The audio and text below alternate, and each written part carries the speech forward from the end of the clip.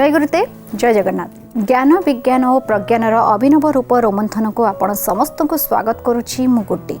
दर्शक बंधु, गत अध्याय गुरुजी आपण को बुझौतले शरीर को सुदृढ़ रखापी बा शरीर को सुस्थ रखापी पंचभूतर आवश्यकता कौन रही किपरि आपण ताहाकु शोधन करें।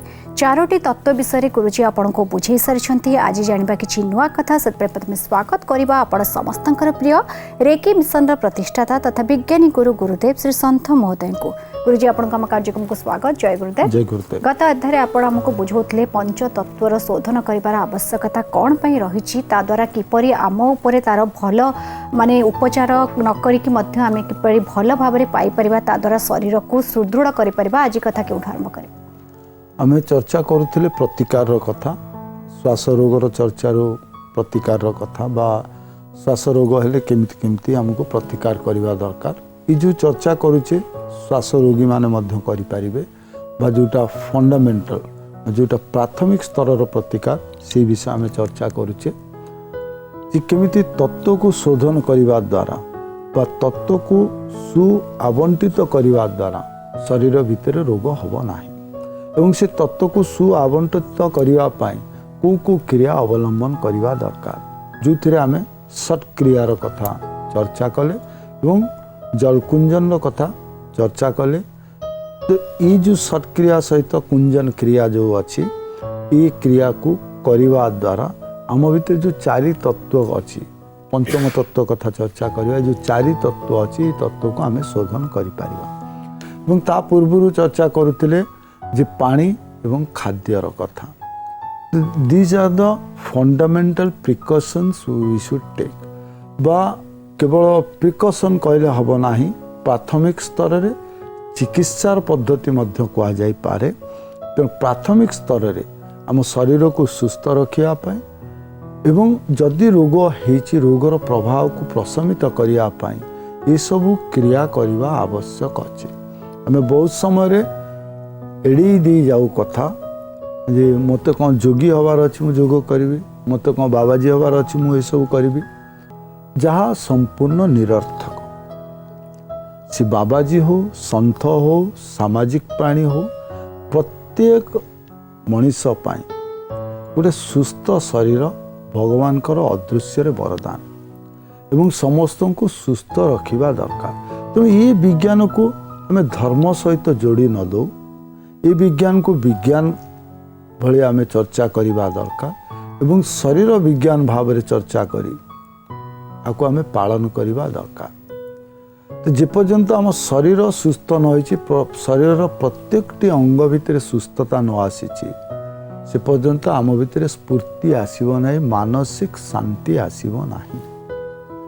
एवं शारीरिक सुस्थता मानसिक सुस्थता आसिले आमर कार्य दक्षता मध्य बढ़िबो। तो ये तीनोटी स्तर रे आमको यदि काम करिवार अछि बा तीनोटी स्तर रे आमको सफल रूपायन करिवार अछि ताले जलकुंजन क्रिया करिवार आवश्यकता अछि। जलकुंजन द्वारा शारीरिक स्तर रे सुस्थता, मानसिक स्तर रे प्रफुल्लता एवं कार्य करिवार दक्षता ये तीनोटी स्तर रे हमको सुफल मिली था। तो आमे जहा करू न करू जो माने ये कार्यक्रम देखुछंती परीक्षामूलक भाव में हो पछे जीवन में थरटी से करिकी देखिबा दरकार। बहुत समय रे आमे अनेक योग क्रिया करू, योग क्रिया परवर्ती समय जेमते आमे गुटे चिकित्सा विज्ञान आमे कोनोसी जगार गुटे सर्जरी करूचे बा ऑपरेशन करूचे, ऑपरेशन परे हमको दायित्व नवा पड़े जहाँ को पोस्ट ऑपरेशन केयर कहा जाए। ठीक सेमती जिते शरीर उपरे आमे बिना अस्त्र रे अस्त्रोपचार करूचे डूइंग सर्जरी तो तापर मध्य गोटे प्री सर्जरी बा पोस्ट सर्जरी गोटे हमको मानिवा को पड़िवा दरकार किछि नियम। जेकोसी क्रिया हो किंतु विशेष भाव में जो जलकुंजन क्रिया आमे करूचे, जलकुंजन क्रिया परे हमको 40 मिनिट विश्राम दरकार बा शवासन रहिबा दरकार। जदि आमे मसृण सरफेस बा चट्टाण उपरे आम शवासन ये क्रिया करने पर 40 मिनिट रहिबा दरकार। यदि 40 मिनिट आम शरीर को विश्राम न दौचे विभिन्न जगार जंत्रणा हबार संभावना थाए। नीति करने पर बहुत जनकर कंप्लेन थाए जिते नीति कर सारती से हेडेक आरंभ हुए, जहाँ को आम बहुत समय जो मैंने अज्ञान अवस्था थांती कहते जे पानीटा नाक पशिरा मुंड बिंधिब और अनेक जन मुंड बिंधापी डरिकी नीति करती नाही। नीति रे दीटी पोस्चर अच्छी जहाँ को आम पोस्ट ऑपरेशन केयर बोली कहि परिबा बा गोटे क्रिया करिबा परे तार पदक्षेप कहि परिबा। जितेबाला आम नीति सारुचे से हेड रेस्टिंग पोजिशन गोटे रहुची। जो पानी आम इनटेक अच्छी से पानी बाहरी गला परे से पानी जाइकी जोठी टच करे जोठी आमर वाटर लगिंग है जो पानी मस्तिष्क जमिकी रही से पानी की मध्य से बाहर को बाहर कर दिए। तो से गोटे हेड रेस्टिंग पोजिशन रे 5 मिनिट रु 15 मिनिट पर्यंत रहिबा दरकार, जहाँ फल पानी तक सब बाहरी जीव। तो आम जमी गोटे घा को सफा करने ड्रेसिंग करुचे, ड्रेसिंग करने पर तार प्रॉपर केयर न नबू तार सीधा पेन हुए। ठीक सेमती जो आम से मस्तिष्क भितर पानीटी अच्छी ता सहित आम खेलुचे और से पानी को आम बाहर करने चेष्टा करुचे, किंतु बाहर समय आम ताको हिंडरेंस बा आम बाधा सृष्टि करुचे ताले से जंत्रणा सृष्टि करिवो।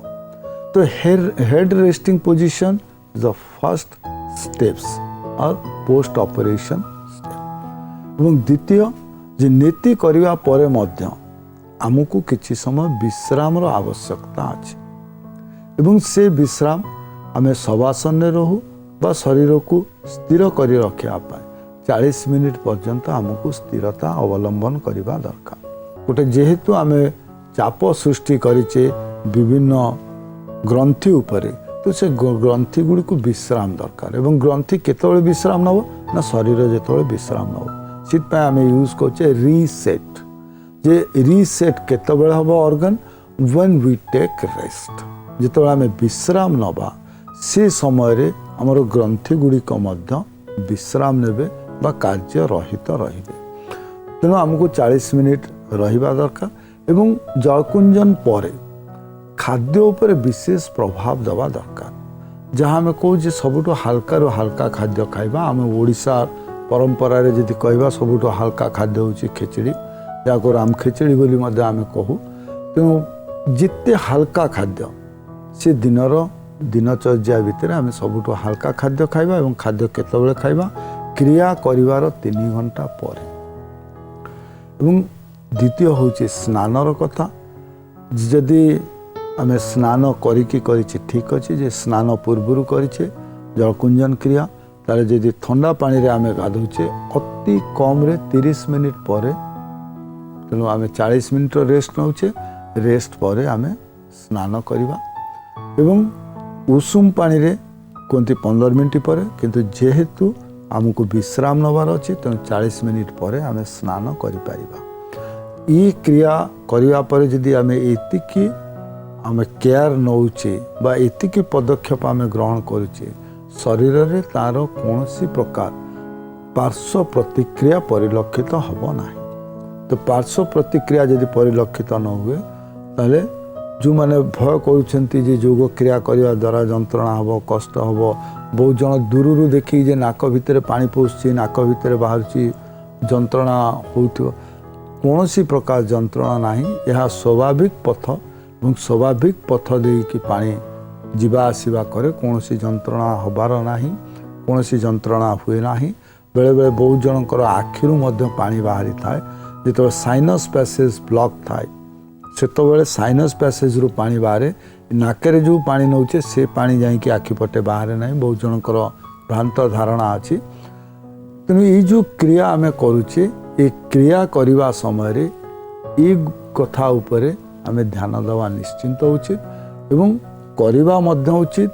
पुणी थे चेतई देवी जे जो मैंने ये कार्यक्रम देखुंट मैंने योग प्रशिक्षकों पाखक जातु और अति कम मसरे थरे जलकुंजन एवं शंख प्रक्षालन क्रिया करंतु। पूर्व गुरुजी आपण बुझौले जो मैंने जलनीति बा जलकुंजन करने को चाहूँगी से क्यों क्यों दिग प्रति ध्यान देवार आवश्यकता अच्छी करिया पूर्व बा करिया परे आउ कौन कहबा चाहिए जे आम तत्व विषय पुणी फेरी जा पछकू जे केमिति पंच तत्वर सु आवंटन हवा दरकार शरीर रे एवं शरीर को केमिति सुस्थ रखिबा दरकार।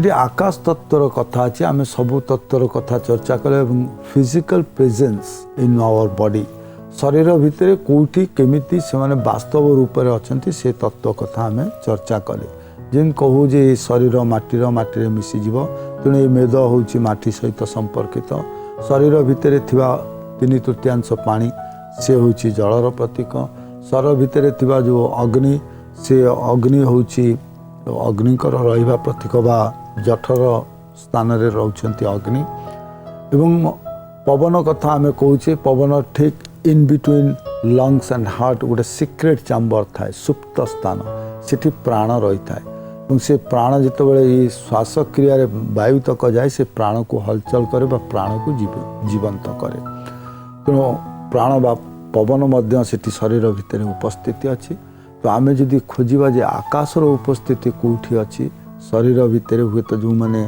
देखुं कार्यक्रम खोजा भी लगे जे प्रकृत में आकाश तत्व अच्छी कौटी शरीर बा आकाश तत्व को भाव शरीर भितर प्रकाशमान अच्छी आकाश तत्वर शरीर उपर काम कौन ये सबूर काम शरीर सहित अच्छी अग्निर आवश्यकता अच्छी पाचन करने पवनर आवश्यकता अच्छी प्राण शक्ति धारण करने जलर आवश्यकता अच्छी शरीर भितर शक्ति प्रदान करने डिहाइड्रेटेड न हो बॉडी पवन आवश्यकता अच्छी परिवहन करने आकाशर कौन आवश्यकता अच्छी जमती आम कहू जे ये जिते तत्व आम देखुचे सबु तत्वर उच्चर अच्छे आकाश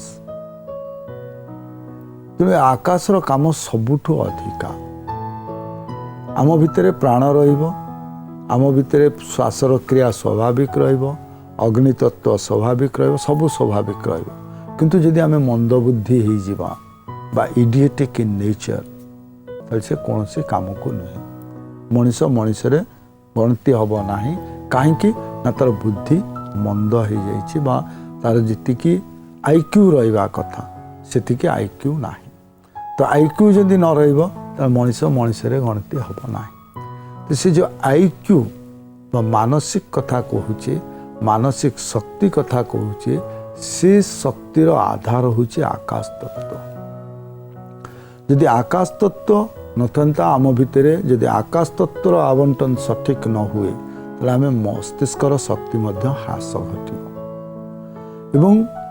ये संपूर्ण शरीर को आम इच्छा मुताबक संचालित करने एवं स्वयंक्रिय जो अंग गुड़िक अच्छी से स्वयंक्रिय अंग गुड़िक से सुपरिचालित करने आकाश तत्वर आवश्यकता अच्छी जमती आम चेष्टा न कले आम आखि पता पड़ी जावा आम कौन बल प्रयोग न करी हाई आसवा चिंक आसवा श्वासक्रिया स्वाभाविक चलवा ये सब स्वयंक्रिय जंत्रर काम तो ये जो स्वयंक्रिय शक्ति आपको जोगाऊँ किए ना आकाश तत्व और जहाँ चिकित्सा क्षेत्र में आम देखुचे चिकित्सा क्षेत्र में पाश्चात्य विज्ञानी मानकर वर्तमान मत जे मनीष शरीर भितर जिते रोग होउची से रोगर 99% कारण होउची मानसिक स्तर रे तो मानसिक स्तर रे यदि जने सुस्थ न रुहे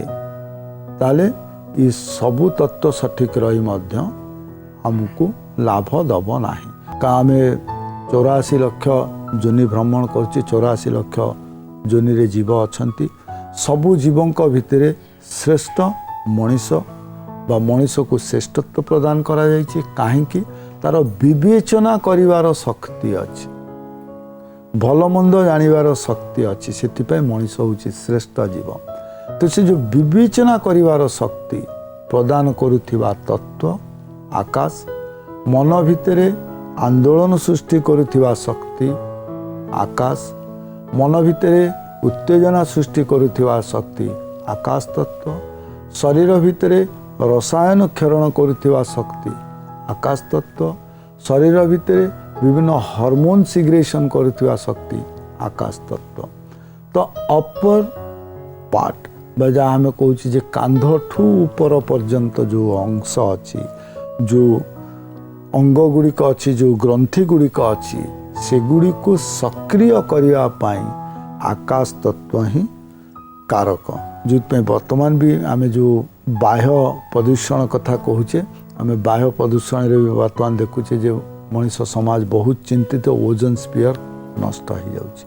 तो ओजोन स्पीयर नष्ट हो गले कौन हो ना सूर्यंकर रश्मि जो आसीबो ताको सठिक भाव रे पृथ्वी पृष्ठ को पड़ो नाही ता भितर विकिरण रे विभिन्न प्रकार परिवर्तन देखा और मनुष्य शरीर उपर तार कुप्रभाव पड़ो। ठीक सेमती यदि आम आकाश सठिक न रुहे ताले कौन हम ना सूर्यठू जो रश्मि आम ग्रहण करुचे से रश्मि आम अनुसार आम ग्रहण करिपारिबा नाही एवं विभिन्न रंग भितर परिवर्तन देखा एवं शरीर भितर अस्थिरता देखा एवं चंद्रठू आकाश माध्यम जो आम विद्युत चुंबकीय शक्ति ग्रहण करुचे से शक्ति सठिक भाव में आम ग्रहण करिपारिबा नाही आम भितर विभिन्न प्रकार जमी आम कहूचे एपिलेप्टिक कंडीशन बा विभिन्न प्रकार बात सृष्टि हम। तेणु आकाश तत्व सठिक हवा दरकार और आकाश तत्व को केमती सठिक करवा आम आगु को चर्चा करवा विस्तृत भाव में आकाश तत्व को सठिक करने जोग क्रिया कौन अच्छी देखा चिठी जरिए कौन जानवा चाहते आउ रोहिना मैडम से पुणी गुरुजी लिखिंट जे समस्ते कहते मन को शांति करने शांत रखापी एवं मन को स्थिर करने मेडिटेशन करार आवश्यकता रही ताहा आमे शुणीछु किंतु आमे जेतेबेले यह करने प्रचेष्टा करूँ सेतेबेले सब प्रकार चिंता विभिन्न आड़ू माड़ी आसे आखि बंद कला माने विभिन्न चिंता आमको ग्रास करे तबे मेडिटेशन सठिक भाव में किपरि करा जाय पारिबो। जे बहुत समय रे हमर शास्त्र को आमे जो विश्लेषण करूचे सेठी हमर शाब्दिक त्रुटि रहुची जे कोनसी जगह रे लिखा जाई नाही जे मेडिटेशन बा ध्यानस्थ हबार अर्थ होची मन को स्थिर करवा। ध्यान शब्द को प्रथम बुझिया दरकार जेतबेले आमे ताको ट्रांसलेट कर दउचे अन्य को भाषा रे सेतबेले आमे सठिक भाव रे बुझी पारुने आमे मेडिटेशन कहि दउचे तेणु आमे टिके से शब्द को व्याख्या करिया पाई शब्द को सठिक बुझिबा पाई आम पाखे कष्ट होउची। आमे कहूचे जे ध्यान ध्यानर शब्दर अर्थ ध्यायते इति ध्यान जे गुटे कोनोसी विषय रे कोनोसी पदार्थ को कोनोसी आकार को कोनोसी रूप को ध्याइबा बारंबार मानसिक बा मानस पटल रे आइबा मन को स्थिर करवा मेडिटेशन नुहे कोनोसी जगह रे यह वर्णना करा जाए नाही जे आमे जेतबेले ध्यान करिया सेतबेले मन स्थिर हबो मन स्थिर करवा मेडिटेशन यह संपूर्ण भूल। जमती आम साधारण भाव में देखुचु जे पिला माने गुड़ी उड़ाती जो गुड़ी जे पर्यंत देखा जाउची से पर्यंत से माने उड़ेवा पई सक्षम जे हाथ रे डोर थिले मध्य से गुड़ी को से जदि न देखि पारिबे ताले से ताको सठिक भाव में चालन करि पारिबे नाही। जदि गुड़ीटी आकाश रे अदृश्य हो जाए ताले सूता हाथ रे थाई सबु प्रकार साधन निज हाथ रे थाई मध्य आमे ताको परिचालन करि पारिबा नाही। ठीक सेमती मन आम पाखे थिले मध्य एमिति गोटे अदृश्य स्थान रे अछि जार स्वरूप आमे देखि पारुने जेतबेले ताको आमे देखिने ताको आमे एकाग्र करिबा केमिति। तेणु मेडिटेशन माने नुहे मन को एकाग्र करिबा चित्त को एकाग्र करिबा to your consciousness not to your wish not to your mind. तो केमिति नमे चेतना को एकाग्र करिवो ना अन्य कोनोसी पदार्थ जहाँ स्थिर से पदार्थ उपरे जितेबाला आमे दृष्टि निक्षेप करिवु सेतबेले आमर चित्त स्थिर हब। चित्त को स्थिर करिया पय जितेबाला विज्ञान उन्नति करि नथिला जितेबाला लेंस रो पाठ पढ़ा जाय नथिला लेंस केमिति प्रतिफलित होउची केमिति प्रतिबिंबित होउची से विषय पढ़ा जाय नथिला ग्राफिकल प्रेजेंटेशन लेंस रो हेई नथिला आखिर रेटिना को उठी लेंस को उठी तार केमिति से फोकस करूची कोनोसी जिंस जानि नथिले ସେତେବେଳେ ପୂର୍ବସୂରୀ ମାନେ ଜାଣିଥିଲେ ଯେ କେମିତି ଆମେ ଚିତ୍ତକୁ ଏକାଗ୍ର କରିବା। ତ ଚିତ୍ତ ଏକାଗ୍ର କରିବା ପାଇଁ କ'ଣ କହିଲେ ମାଧ୍ୟମ କ'ଣ ନା ଆମକୁ ସବୁଠୁ ଅସ୍ଥିର କିଏ କରେ ଆମର ଆଖି ଅସ୍ଥିର କରେ। କାହିଁକି ନା ସେ ସବୁବେଳେ ବାହ୍ୟ ପଦାର୍ଥ ଉପରେ ନଜର ରଖେ ଏବଂ ଆମେ ସ୍ଥିର ରଖିପାରୁନି। ତ ତାକୁ ସ୍ଥିର ରଖିବା ପାଇଁ ଗୋଟେ ପଦାର୍ଥକୁ ମାଧ୍ୟମ କରାଗଲା। ମନକୁ ସ୍ଥିର କରିବାର ପ୍ରଥମ ଇଏ ହେଉଛି ତ୍ରାଟକ, ବହିର୍ତ୍ରାଟକ ବା ଅନ୍ତର୍ତ୍ରାଟକ। କୌଣସି ଗୋଟେ ପଦାର୍ଥ ଉପରେ ଯେତେବେଳେ ଆମେ ଧ୍ୟାନ କରିବା ସେତେବେଳେ ଆମର ଧ୍ୟାନ ଆସିବ। ଯେଉଁଥିପାଇଁ ଯେତେବେଳେ ଆମେ ଅଷ୍ଟାଙ୍ଗ ମାର୍ଗରେ ଆସୁଛେ ଧ୍ୟାନର ପୂର୍ବ ପଥ ହେଉଛି ଧାରଣା, ତା ପୂର୍ବ ହେଉଛି ପ୍ରତ୍ୟାହାର। ଏ ତିନିଟି ସ୍ତର ହେଉଛି ମେଡିଟେସନ୍ ବା ଧ୍ୟାନ କରିବାର କଥା। କେଉଁଠି କୁହାଯାଉନି ଯେ ମନକୁ ଅଙ୍କୁଶ ରଖିବା ପାଇଁ ପ୍ରଥମେ କୁହାଯାଉଛି କ'ଣ ନା ପ୍ରତ୍ୟାହାର, ଟୁ ଡିଟାଚ୍ ଫ୍ରମ୍ ଏଭ୍ରିଥିଙ୍ଗ। ଶରୀରକୁ ପ୍ରଥମେ ସ୍ଥିର କରିଦେବା। ଯାହା ଆମେ ଦେଖିପାରୁଛେ ତାକୁ ସ୍ଥିର କରିବା, ଯାହା ନ ଦେଖୁଛେ ତାକୁ ଛାଡ଼ିଦେବା। ମନକୁ ମନ ସ୍ଥିର ହେଇଯିବ। ତ ପ୍ରଥମେ ଶରୀରକୁ ସ୍ଥିର କରିବା ବା ଆମେ ପ୍ରତ୍ୟାହାର କରିନେବୁ। ବାହ୍ୟ ପଦାର୍ଥଠୁ ଶରୀରକୁ ପ୍ରତ୍ୟାହାର କରୁ। ଗୋଟେ ଧାରଣା କରିବା କ'ଣ ଯେ ମୁଁ କାହା ଉପରେ ଧ୍ୟାନ କରିବି, ଗୋଟେ ଆଇଡ଼ିଆ, ଗୋଟେ ନିଜର କନସେପ୍ଟ ତିଆରି କରିବି। ମୁଁ ଠାକୁରଙ୍କ ଉପରେ ଧ୍ୟାନ କରିବି, ଗୋଟେ ମହମବତୀ ଜଳେଇକି ଧ୍ୟାନ କରିବି, ଗୋଟେ ଦୀପ ଉପରେ ଧ୍ୟାନ କରିବି, ଗୋଟେ ଚିତ୍ର ଉପରେ ଧ୍ୟାନ କରିବି, ମୋ ବାପା ମାଆଙ୍କୁ ଧ୍ୟାନ କରିବି। ମୁଁ କାହା ଉପରେ ଧ୍ୟାନ କରିବି, ଗୋଟେ ଧାରଣା ଆଣିବା ଦରକାର। Concept should be there. ସେ ଧାରଣା ଆସିବା ଦରକାର। ଧାରଣା ଆସିଲା ପରେ ମୁଁ ଧ୍ୟାଇବି। ସେ ଯେଉଁ ଇମାଜିନେସନ୍ ଅଛି ବା ଯାହା ବାସ୍ତବରେ ଦେଖୁଛି ତା ବାରମ୍ବାର ମୁଣ୍ଡ ଭିତରେ ପୁରେଇବି ଏବଂ ଏମିତି ଅବସ୍ଥାରେ ପହଞ୍ଚିବି ଯେଉଁ ଅବସ୍ଥାରେ ମୁଁ ଆଖି ବନ୍ଦ କଲେ ମଧ୍ୟ ସେ ପଦାର୍ଥକୁ ଦେଖିପାରିବି। ଏ ହେଉଛି ଧ୍ୟାନ। ଏ ହେଉଛି ଶରୀରକୁ ସ୍ଥିର କରିବାର ସବୁଠୁ ସରଳ ସହଜ ଉପାୟ। ତେବେ ଆଜି ପାଇଁ ସମୟ ସରିଯାଇଛି ଗୁରୁଜୀ, ବହୁତ ବହୁତ ଧନ୍ୟବାଦ। ଜୟ ଗୁରୁ। ଜୟ ଗୁରୁ। दर्शक बंधु समय सरी कार्यक्रम विदाय नबू किंतु जीवा पूर्व कहबी जदि आपण किसी जानवा चाहते मन में किसी प्रश्न अच्छी ताहले आपण माने रोमंथन को चिठी लिखिपारे। आमको चिठी लिखार ठिकाना होची रोमंथन प्रार्थना टीवी मार्फत Odisha television limited Chandaka Shilpanchal Patia plot number N 28/31 Bhubaneswar 751024 Odisha. चिठीर अपेक्षा रहिलु। पुणी देखा रोमंथन रे से पर्यंत विदा दियंतु। जय गुरुदेव।